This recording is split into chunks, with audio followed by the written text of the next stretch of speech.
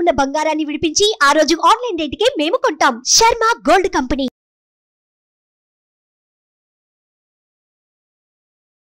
నమస్తే, welcome to Suman TV. నేను మీ యామ్ని. ప్రస్తుతం మనతో ఉన్నారు ప్రముఖ ఆధ్యాత్మికవేత్త, ప్రముఖ జ్యోతిష వాస్తు పండితులు డాక్టర్ గుండపూడి శివసుదేష్ శర్మ గారు ఉన్నారు. గురుగారితో మాట్లాడి మనకున్న సందేహాన్ని అడిగి తెలుసుకుందాం. నమస్కారం గురుగారు. శ్రీమాత్రే నమః. శ్రీ గురుభ్యో నమః. గురుగారు, మనకి మే 30వ తారీఖున కాలభైరాష్టమి ఉందంటున్నారు గురుగారు. అయితే ఇప్పుడు కాలభైరవుని ఏ విధంగా ఆరాధిస్తే మంచిదంటారు? ఒకవేళ ఆరాధిస్తే ఎలాంటి ఫలితం అనేది ఉంటుంది మనకి? కాలరూపాయ విద్మహే కాలాతీతాయ ధీమహి తన్నో కాలభైరవ ప్రచోదయాతు. భై అంటే అనవటం, రవం అంటే గట్టిగా అశబ్దం పేరు. భైరవం, భై అన్నప్పుడు ఏమవుతుంది? ఒక శబ్దం వస్తుంది కదా. అందుకనే శునకాలని భైరవుడు అని పిలుస్తారు. అలానే కాలభైరవుడు కాలస్వరూపుడు, కాలానికి అతీతమైనటువంటి వాడు కాలభైరవుడు. మనం ఒక సంకల్పం చేసుకుంటాం, ఈ సమయానికి పని కావాలి, ఈ సమయానికి పని చేద్దాం అని అనుకుంటాం కదా. వాటన్నిటిని కూడా ముందుంచి నడిపించేటువంటి శక్తే కాలభైరవ. ముఖ్యంగా కాలభైరవ ఆరాధన అనేది చాలా విశేషంగా ఉంటుంది.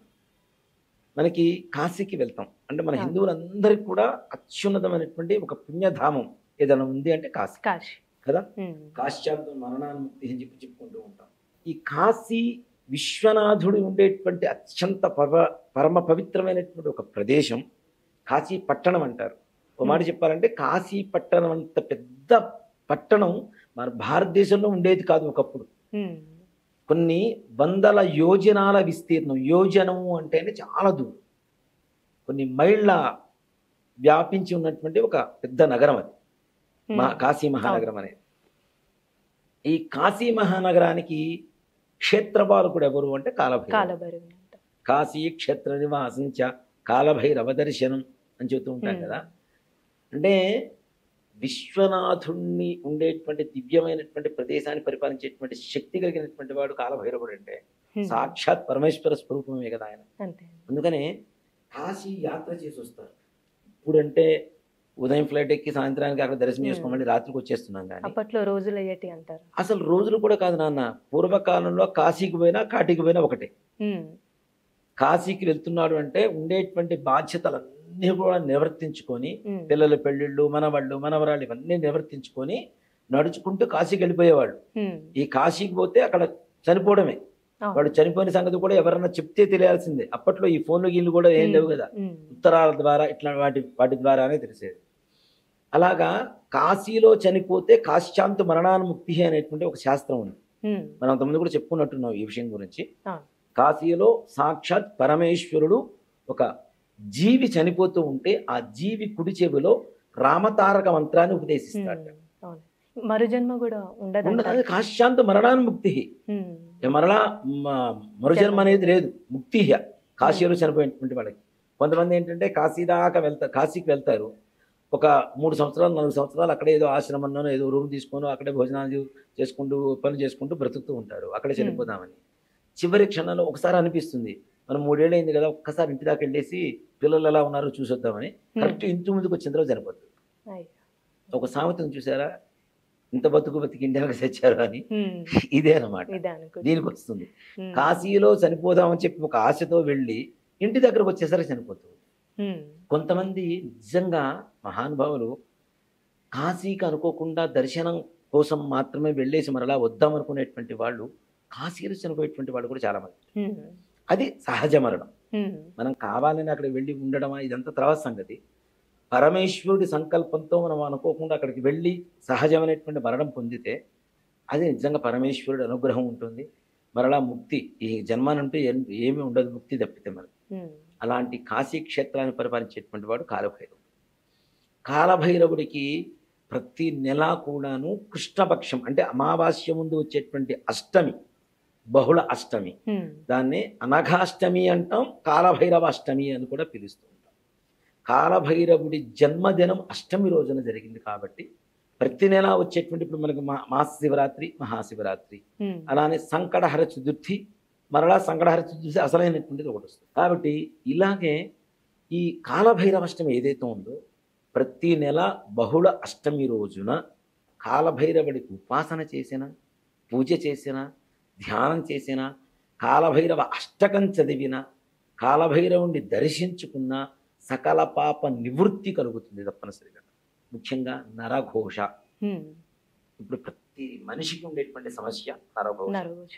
ఆర్థిక సమస్యలు, వివాహం, సంతానం, ఉద్యోగం, వ్యాపారం, చేస్తున్న వృత్తిలో ఎదుగుదల లేకపోవటం, పిల్లలు మొండిగా తయారవ్వడం, జ్ఞానం లేకుండా పిల్లలు పుట్టడం, అంటే మానసికమైనటువంటి పెరుగుదల లేకుండా పుట్టడం, అలాగే పిల్లలు మొండి వైఖరితో వ్యవహరించడం, దుర్వ్యసనాల పాలవ్వడం.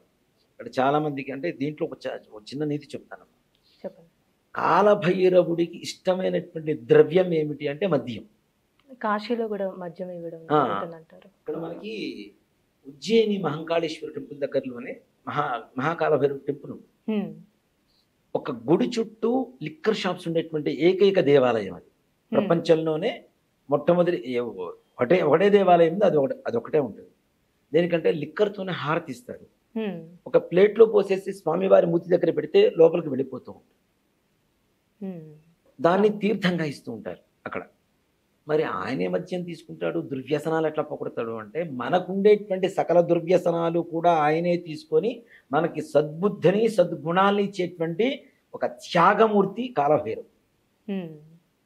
చాలా మంది అదే అంటుంటారు, ఆయనే తాగుతుంటాడు మనకెట్లా పోతాయి అలవాట్లు అంటే. అవునా? అరే మీకొద్దు, మీ భారాన్ని నేను మోస్తాను అని చెప్పి ముందుకు వచ్చేటువంటి వాడే కాలభైరవుడు.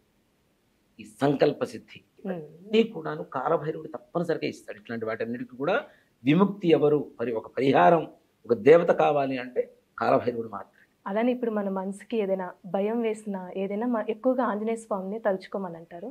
కానీ అంతకుమించి కాలభైరవుని తలుచుకుంటే మంచిదని అంటారు, ధైర్యం వస్తుంది అంటారు. ఇంకా చాలా మంచిది. నిజంగా మీకు ప్రకాశం జిల్లాలో భైరవ కోన అని ఒక ఊరుంది. మీరు చాలా మంది వీడియోస్ అవి కూడా చూసి ఉంటారు. అక్కడ నేను ఒకసారి వెళ్ళాను, భైరవ కోన వెళ్ళాను. ఉపాసన, నేను కాలభైరవ ఉపాసన చేస్తుంటాం, అమ్మవారి ఉపాసన చేస్తుంటాం కాబట్టి భైరవ కోన చూద్దాం. అక్కడ త్రిముఖ దుర్గాదేవి దేవాలయం ఉంటుంది భైరవ కోనలో, లోపల కొండలో చూద్దామని చెప్పి వెళ్ళాను నేను. అక్కడ చాలా మంది ఇప్పటికీ కూడాను శ్రీశైలం నుంచి అటు నుంచి వచ్చి జపం చేసుకుని తపస్సు చేసుకునేటువంటి మునులు వీళ్ళందరూ కూడా చాలా మంది తిరుగుతూ ఉంటారు, లోపల ఉంటారు. ఒకసారి సందర్శించుకొని వద్దామని చెప్పి ఉద్దేశంతో వెళ్ళాను. నేను ఆ ఊరికి వెళ్ళటం మొట్టమొదటిసారి. బస్సు దిగాను, నాకు దారి తెలియదు. అక్కడి నుంచి ఒక శునకం నాకు భైరవ కోన వరకు దారి చూపించింది. అంటే సాక్షాత్ కాలభైరవుడే మనకు వచ్చి మన దగ్గర ఉండి ఆయన దగ్గరికి తీసుకొని వెళ్తున్నాడు. అంతకు మించి అదృష్టమే ఉంటుంది. అంటే కాలభైరవుడు ఆరాధన చేయడం ద్వారా అంత దగ్గరగా మనకి క్లోజ్ అవుతూ ఉంటాడు, మనకి అడిక్ట్ అవుతూ ఉంటాడు, మనం ఆయనకి అడిక్ట్ అవుతాం. చూడండి, నిజంగా కాలభైరవుడికి ఏదైనా పూజ చేసిన తర్వాత అలవాటైపోతే అస్సలు వదిలిపెట్టరు. ఆయన మందు తాగటం ఎంత వ్యసనంగా మనం చూస్తున్నామో, మనకు ఉండేటువంటి వ్యసనాలను ఆయన తీసుకొని వ్యసనపరుడు అవుతున్నాడు. ఆయన భక్తిలో వ్యసనం పొందుతాం మనం. ఆయన లేకపోతే మనం ముందు ఇంకో అడుగు వేయలేమేమో.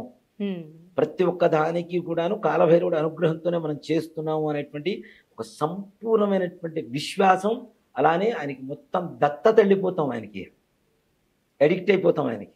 అంత గొప్ప ఆరాధన కాలభైరవ ఆరాధన. కాలభైరవ అష్టమి రోజున ప్రొద్దున్నే లేచి స్నాన సంధ్యావందనాలు ఇవన్నీ పూర్తి చేసుకుని సాయంకాలం వరకు ఉపవాసం, అంటే మితాహారం, ఏదైనా ఆహారం తీసుకుని ఈ కాలభైరవ అష్టమి రోజున సాయంకాల సమయంలో ఎక్కడన్నా దగ్గరలో కాలభైరవ దేవాలయాలు ఉంటే వెళ్ళండి. చాలా తక్కువ ఉన్నాయి, నా హైదరాబాద్ కానీ చాలా తక్కువ ఉన్నాయి. ఈ కాలభైరవ దేవాలయానికి వెళ్ళండి. వెళ్ళేటప్పుడు ఒక పుష్పాండం, అంటే బూడిద గుమ్మడికాయ ఉంటుంది కదా, బూడిద గుమ్మడికాయని ఒకటి తీసుకుని వెళ్ళి దాన్ని కరెక్ట్గా సగానికి కట్ చేసుకొని ఒక చాకు పెట్టేదన్నా దాంట్లో ఉండేటువంటి గుజ్జు మొత్తం తీసేసి కొంచెం బోర్లు ఇచ్చేస్తే ఆటోమేటిక్గా లోపల ఉండేటువంటి ఆ వాటర్ అంతా కూడా వెళ్ళిపోతుంది కదా. అయిపోయిన తర్వాత దాని పైన చక్కగా గంధం పూసి కుంకుమ బుట్లు పెట్టి చుట్టూ కూడా రెండు భాగాలు అవుతున్నాయి కదా కట్ చేస్తే, రెండు భాగాలకి బయట కూడా చక్కగా పసుపు పూసి బుట్లు పెట్టి లోపల భాగంలో కూడా కొద్దిగా పసుపు పూస్తే వాటర్ రావడం అనేది తగ్గిపోతుంది. మొత్తం పసుపు పూసేసి దాంట్లో నువ్వుల నూనె పోసి, లేదా అవకాశం ఉంటే ఆవు నెయ్యి, లేదు ఇంకా మోస్ట్ పవర్ఫుల్గా మనకి వర్కౌట్ అవ్వాలి, ఇంకా అనుకున్న పనులు తొందరగా వెళ్ళాలి అనుకుంటే ఆవ నూనె దాంట్లో పోసి ఒక విస్తరాకు తీసుకుని ముందుగా దాంట్లో ఉప్పు, ఆ ఉప్పు మీద ఈ దీపం, 2 ప్లేట్లు, 2 విస్తరాకులు, 2 ఉప్పు పోసుకుంటాం, 2 దీపాలు పెడతాం. కాలభైరవుడు ఎదురుగా పెట్టి స్వామివారికి ఎర్ర అక్షతలతో, రక్తాక్షతలు అంటాం కదా, కుంకుమ కలిపినటువంటి అక్షతలతో అష్టోత్తరం పూజ చేసి, లేదా ఎర్రటి పుష్పాలతో స్వామివారికి పూజ చేసి, వడలు మనం తినేటువంటి వడలు ఉంటాయి కదా, మినపవడలు, ఒక 27 కానీ 54 కానీ 108 కానీ ఒక మాలగా కట్టుకొని వెళ్ళి స్వామివారికి సమర్పించి, ఇలా ఒక 5 కానీ 11 కానీ ఒక అష్టములు పెట్టుకుంటే మనం ప్రతి నెల బహు అష్టములు, ఒక 5 అష్టములు, 5 నెలలు లేదా 11 నెలలు ఒక నియమంగా పెట్టుకొని ఒక సంకల్పం కోసం మనం చేశాము అంటే ఆ సంకల్పం 100% నెరవేరు. అంటే ఇదే విధంగా ఇంట్లో కూడా చేసుకోవచ్చు అండి. ఆలయానికి వెళ్ళలేని వాళ్ళు ఇంట్లో కాలభైరవుడు ఫోటో పెట్టుకోవచ్చు. దాంట్లో పరమేశ్వరుడే. నిజంగా మాట చెప్పంటే కాశీకి వెళ్తే కాలభైరవుడు ఫోటో తప్పనిసరి కొనుక్కొచ్చుకుంటాడు. ఇంట్లో ఉండవచ్చు. ఆయన ఉండడం ద్వారా ఇంటికి రక్షణ కలుగుతుంది, నరఘోషలు దూరం అవుతాయి, ఇంట్లో కుటుంబ పరిస్థితి చక్కగా ఉంటుంది, భార్యాభర్తల మధ్యలో ఉండేటువంటి గొడవలు కూడా తగ్గిపోతూ ఉంటాయి. కాబట్టి ఆయన ఫోటో పెట్టుకుని ఆయన ఫోటో ముందైనా ఈ విధంగా చేసుకోవడం. సాయంకాలం ప్రదోషకాలం 5 గంటల 45 నిమిషాల దగ్గర నుంచి 6 గంటల 30 నిమిషాల లోపల ఈ విధంగా చేస్తూ ఆ ప్రసాదాన్ని, వడలి ప్రసాదాన్ని మనం తీసుకొని నలుగురు పంచగలిగితే నిజంగా కాలభైరవుడు అనుగ్రహం చేత నేను ఇది చాలా మంది చేత చేయిస్తున్నాను. చేయించిన అంటే అది చేస్తున్నటువంటి ప్రతి ఒక్కళ్ళు కూడా వాళ్ళ అనుభవం చేస్తుంటే నాకే ఒక మెరాకిల్ లాగా అనిపిస్తుంది. ఎంత శక్తివంతంగా ఇంత తొందరగా వాళ్ళ పనులు అవుతాయా. ఒకళ్ళైతే నిజంగా వ్యాపారం చేస్తున్నారమ్మా, కాంట్రాక్టర్, వాళ్ళు దాదాపు చితికిపోయి ఇప్పటికీ ఒక 8 సంవత్సరాల పైన అవుతుంది. బాగా ఉండేటువంటి, ఆర్థికంగా బాగుండేటువంటి వాళ్ళు బాగా చితికిపోయారు. ఇది చేయండి అమ్మా బాగుంటుందని చెప్పి ఇప్పటికి నేను దాదాపు 1 సంవత్సరంన్నర క్రితం చెప్పాను. వాళ్ళు అనుకున్న పనులు అయినాయి, చక్కగా పనులు అవుతున్నాయి. ఆవిడ మాత్రం అది వదిలిపెట్టడం. ఇందాక చెప్పా కదా, ఎడిక్ట్ అయితే వదిలిపెట్టమని. ఆవిడ ఎడిక్ట్ అయిపోయింది. ప్రపంచంలో ఏ రోజు ఎక్కడున్నా బహుళ అష్టమి రోజున మాత్రం మా దేవాలయానికి వస్తుంది. చక్కగా మా దేవాలయానికి కాలభైరవుడు ఉంది, కూష్మాండ దీపం పెడుతుంది. ఆవిడతో పాటు దాదాపు 20 మందిని తీసుకొస్తున్నారు. కూష్మాండ దీపాలు పెరుగుతున్నాయి. సో దానివల్ల మంచి ప్రభావం ఉంటుంది. నిజంగా చాలా మంచి, అంటే త్వరితగతిన మన సంకల్ప సిద్ధి చేసుకోవడానికి సులువైనటువంటి మార్గంగా చెప్పాలి. చాలా చక్కగా తెలియజేశారండి. ధన్యవాదాలు గురుగారు. శ్రీమాత్రే నమః. శ్రీ గురుభ్యో నమః. సుమన్ టీవీలో మీ పర్సనల్ అండ్ బిజినెస్ ప్రమోషన్స్ కోసం కింది నెంబర్కి కాంటాక్ట్ చేయండి.